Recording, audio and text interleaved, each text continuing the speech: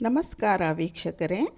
ಭಾರತೀಯ ಚಿತ್ರರಂಗದ ಇತಿಹಾಸದಲ್ಲಿ ಕೋಟಿ ಕೋಟಿ ಹೃದಯಗಳನ್ನು ತನ್ನ ಕಂಠ ಸಿರಿಯಿಂದ ಮಂತ್ರಮುಗ್ಧಗೊಳಿಸಿದ ಅಪರೂಪದ ಧ್ವನಿ ನಮ್ಮೆಲ್ಲರ ಪ್ರೀತಿಯ ಗಾನ ಕೋಗಿಲೆ ಎಸ್ ಜಾನಕಿ ಅಮ್ಮ.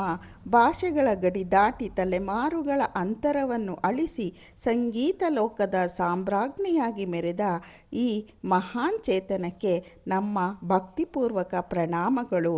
ಕೇವಲ ಒಂದು ಧ್ವನಿಯಿಂದ ನಗಿಸಬಲ್ಲ, ಅಳಿಸಬಲ್ಲ, ಪ್ರೇಮದ ತರಂಗಗಳನ್ನು ಎಬ್ಬಿಸಬಲ್ಲ ಅದ್ಭುತ ಶಕ್ತಿ ಜಾನಕಿಯವರದ್ದು. ಇಂದು ಅವರು ವೈಯಕ್ತಿಕ ಹಾಗೂ ಗಾಯನ ಬದುಕಿನ ಸುಂದರ ಪಯಣವನ್ನು ನಾವೊಮ್ಮೆ ನೆನೆಯೋಣ.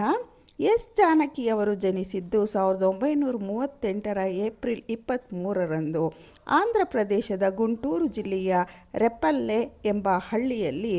ಬಾಲ್ಯದಿಂದಲೇ ಸಂಗೀತದ ಕಡೆಗೆ ಅಪಾರ ಸೆಳೆತ ಹೊಂದಿದ್ದ ಅವರಿಗೆ ಕೇವಲ 3ನೇ ವಯಸ್ಸಿನಲ್ಲೇ ಹಾಡುವ ಕಲೆ ಒಲಿದಿತ್ತು. ನಾದಸ್ವರ ವಿದ್ವಾನ್ ಪೈಡಿ ಸ್ವಾಮಿಗಳ ಬಳಿ ಅವರು ಸಂಗೀತದ ಆರಂಭಿಕ ಪಾಠಗಳನ್ನು ಕಲಿತರು. ಜಾನಕಿಯವರ ವೈಯಕ್ತಿಕ ಬದುಕು ಅತ್ಯಂತ ಸರಳ ಮತ್ತು ಶಿಸ್ತುಬದ್ಧವಾದದ್ದು.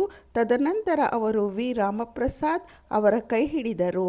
ಅವರ ಪತಿ ರಾಮಪ್ರಸಾದ್ ಅವರು ಜಾನಕಿಯವರ ಸಂಗೀತ ಸಾಧನೆಗೆ ಬೆನ್ನೆಲುಬಾಗಿ ನಿಂತರು. ಜಾನಕಿಯವರು ಎಷ್ಟೇ ದೊಡ್ಡ ಸ್ಟಾರ್ ಗಾಯಕಿಯಾಗಿದ್ದರೂ ವೈಯಕ್ತಿಕ ಜೀವನದಲ್ಲಿ ಅಹಂಕಾರವಿಲ್ಲದ, ತಾಯಿಯಂತಹ ಮಮತೆಯ, ದೈವ ಭಕ್ತಿಯುಳ್ಳ ಅತ್ಯಂತ ಸರಳ ಮಹಿಳೆಯಾಗಿ ಉಳಿದುಕೊಂಡರು. 1957ರಲ್ಲಿ AVM ಸ್ಟುಡಿಯೋಸ್ ನಡೆಸಿದ ಸ್ಪರ್ಧೆಯಲ್ಲಿ ಬಹುಮಾನ ಗೆದ್ದ ಜಾನಕಿಯವರು ಚೆನ್ನೈಗೆ ಬಂದರು. ತಮಿಳಿನ ವಿದಿನ್ ಮೆಳಯಾಡಲ್ ಚಿತ್ರದ ಮೂಲಕ ಅವರ ಹಿನ್ನೆಲೆ ಗಾಯನ ಪಯಣ ಆರಂಭವಾಯಿತು. ಇನ್ನು ಕನ್ನಡ ಚಿತ್ರರಂಗಕ್ಕೆ ಅವರು ಕಾಲಿಟ್ಟಿದ್ದು ರಾಯರ ಸೊಸೆ ಚಿತ್ರದ ಮೂಲಕ. ಅಲ್ಲಿಂದ ಮುಂದೆ ಆರಂಭವಾದದ್ದು ಒಂದು ಸುವರ್ಣ ಯುಗ.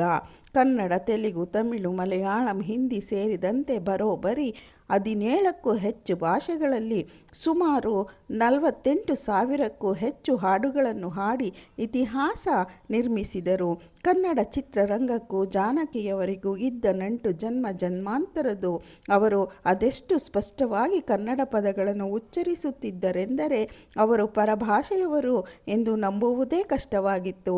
ನಮ್ಮ ಹೆಮ್ಮೆಯ ಗಾನ ಗಂಧರ್ವ doctor Rajkumar, PB Srinivas, SP Balasubrahmanyam ಅವರೊಂದಿಗೆ ಜಾನಕಿಯವರು ಆಡಿದ ಯುಗಳ ಗೀತೆಗಳು ಇಂದಿಗೂ ಅಮರ, ಎಂದಿಗೂ ಅಜರಾಮರ. ಎಸ್ ಜಾನಕಿಯವರ ಧ್ವನಿಯಲ್ಲಿದ್ದ ದೊಡ್ಡ ಜಾದು ಎಂದರೆ ಧ್ವನಿಯ ಏರಿಳಿತ ಅಥವಾ ವಾಯ್ಸ್ ಮಾಡ್ಯುಲೇಷನ್.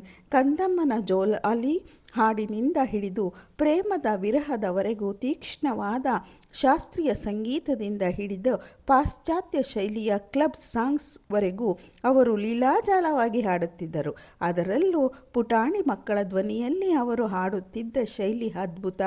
ಜೊತೆ ಜೊತೆಯಲ್ಲಿ ಇರುವೆನು ಹೀಗೆಯೇ ಎಂದು ಪ್ರೇಮಿಯಾಗಿ ಹಾಡಿದ ಅದೇ ಕಂಠ ನಮ್ಮೂರ ಮಂದಾರ ಹೂವೆ ಎಂದು ಹಳ್ಳಿ ಹುಡುಗಿಯಾಗಿ ಕರಗುತ್ತಿತ್ತು.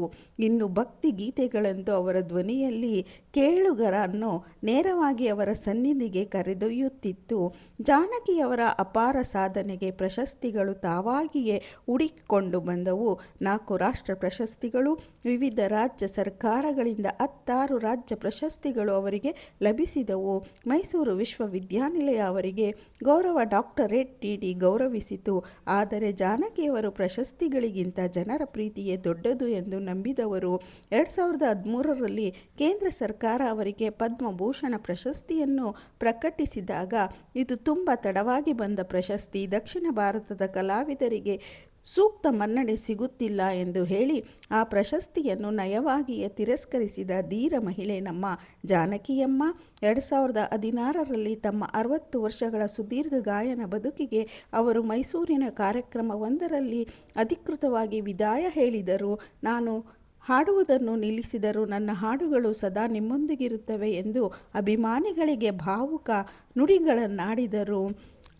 ಹೌದು ಅಮ್ಮ, ನೀವು ದೈಹಿಕವಾಗಿ ಮೈಕ್ ಮುಂದೆ ನಿಲ್ಲದೇ ಇರಬಹುದು, ಆದರೆ ಬೆಳಗಿನ ಸುಪ್ರಭಾತದಿಂದ ಹಿಡಿದು ರಾತ್ರಿಯ ಜೋಗುಳದವರೆಗೆ ನಿಮ್ಮ ಧ್ವನಿ ಪ್ರತಿಯೊಬ್ಬ ಕನ್ನಡಿಗನ ಮನೆಯಲ್ಲಿ ಮನದಲ್ಲಿ ದಿನನಿತ್ಯ ಮೊಳಗುತ್ತಲೇ ಇರುತ್ತದೆ. ಭಾರತೀಯ ಸಂಗೀತ ಲೋಕಕ್ಕೆ ನೀವು ನೀಡಿದ ಕೊಡುಗೆ ಅಳಿಸಲಾಗದ್ದು. ನಿಮಗೆ ಕೋಟಿ ಕೋಟಿ ನಮನಗಳು. ನಿಮ್ಮ ಧ್ವನಿ ಎಂದಿಗೂ ಅಮರ, ಶಾಶ್ವತ. ನಿಮಗೆ ಧನ್ಯವಾದಗಳು ಅಮ್ಮ, ಧನ್ಯವಾದಗಳು.